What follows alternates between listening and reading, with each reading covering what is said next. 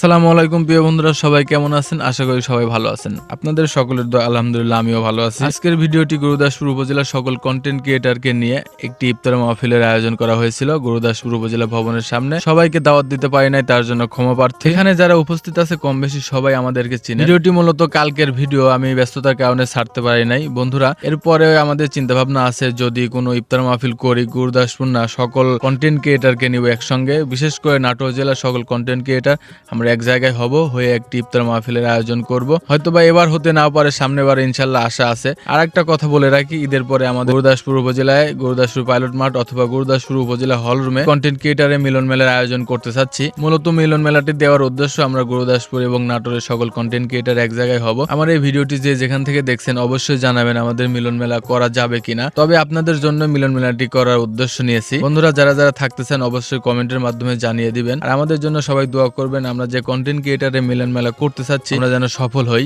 আমাদের ইচ্ছা আছে নাটোর জেলার গুরুদাসপুর থানার সকল কন্টেন্ট ক্রিয়েটর এক জায়গায় হব, হয়ে সবাই হাতে হাত রেখে একসাথে আগাতে চাই। কারণ কথায় আছে 10-এর লাঠি 1-এর বোঝা। আমরা যদি সবাই এক জায়গায় হই তাহলে হয়তোবা আল্লাহ আমাদের দিকে একটু সুদৃষ্টি দিতেও পারে, সবাই সফলতা অর্জন করতে পারবো। আর বিশেষ করে ঈদের পরে যে কন্টেন্ট ক্রিয়েটরের মিলন মেলা, এই বিষয়ে আপনারা অবশ্যই ভালো খারাপ মন্তব্য করে যাবেন, তারপরে আমরা একটা সিদ্ধান্ত নেব। আজকের ভিডিও এখানেই হয়তোবা শেষ করে দিচ্ছি। সবাই ভালো থাকবেন, সুস্থ থাকবেন। খোদা হাফেজ, আসসালামু আলাইকুম।